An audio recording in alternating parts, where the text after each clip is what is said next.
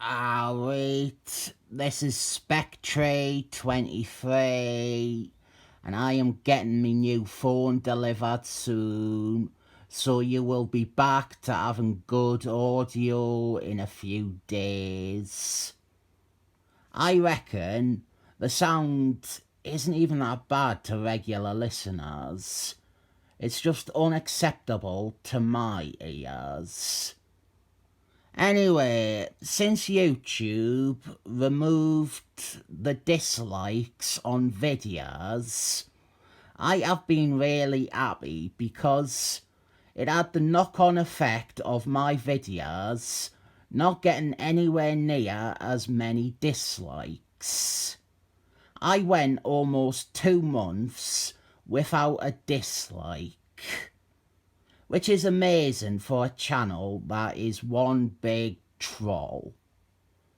But my review of Spectre 22 was the first since then to get a dislike, so I believe in giving the people what they want.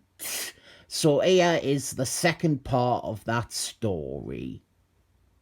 It also decides to tie in to the DC crossover, Evasion, and that tie-in is pretty laughable.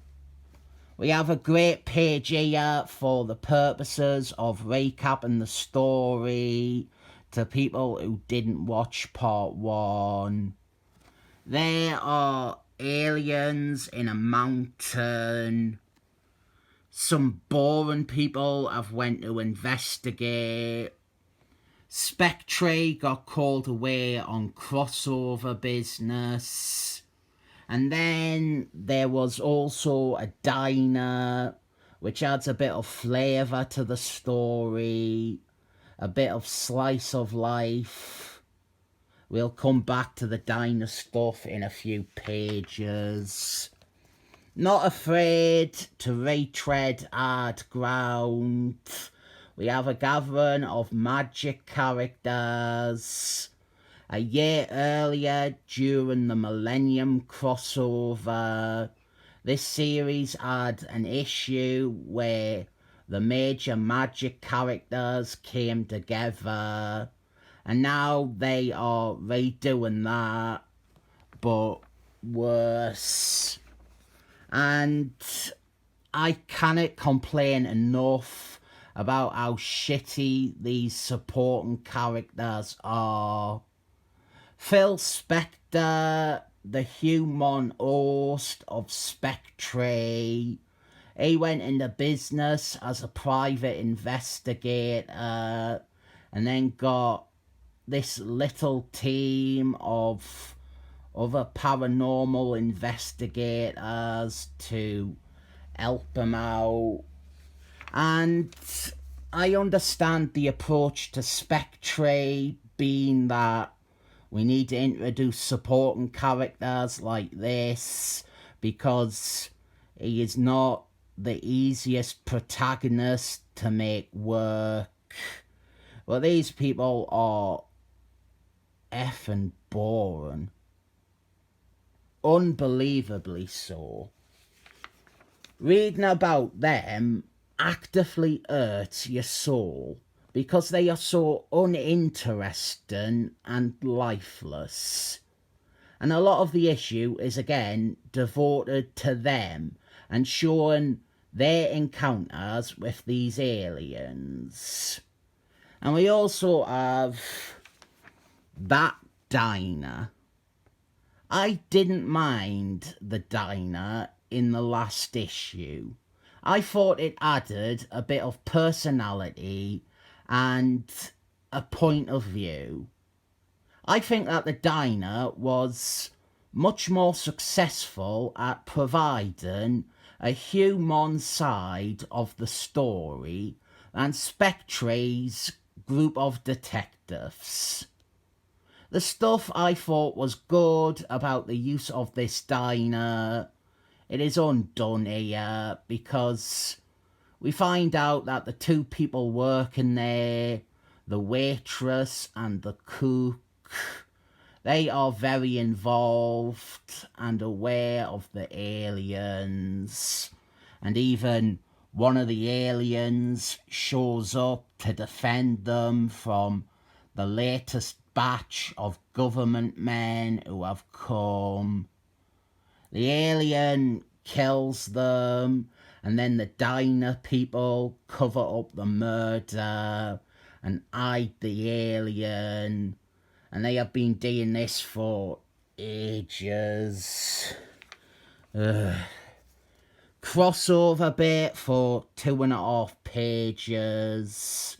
The assembled heroes, they talk about evasion and how they are not going to get involved in it. The most interesting thing about this is that among them is this character here. She is called Tala. You might not have, and probably have not, heard of her. She was an odd, pantsless stranger bad guy. She does not have many appearances, and they do not explain who she is or why she is on their side in this issue. It's incredibly presumptuous that readers could identify this kinda minor character who had not appeared much since the 60s. What makes it worse is that before this, she was dead, and she was mostly a bad guy. They didn't explain why she is on their side here, or why they are treating her like an equal. She never appears ever again after this issue. I have my suspicions that this was written as being Cara Delevingne, and then it was changed out at the last minute because of developments in Suicide Squad series.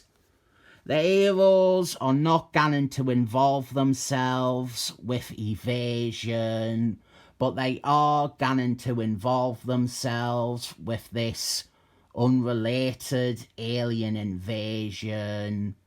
And seeing some of these characters, these magic heroes, it is definitely an improvement over the previous issue. Spectre feels totally superfluous in this issue, but he felt superfluous in the last issue too.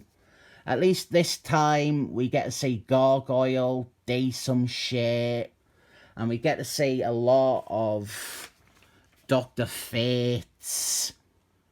Though I am left wondering which Dr. Fates this is meant to be.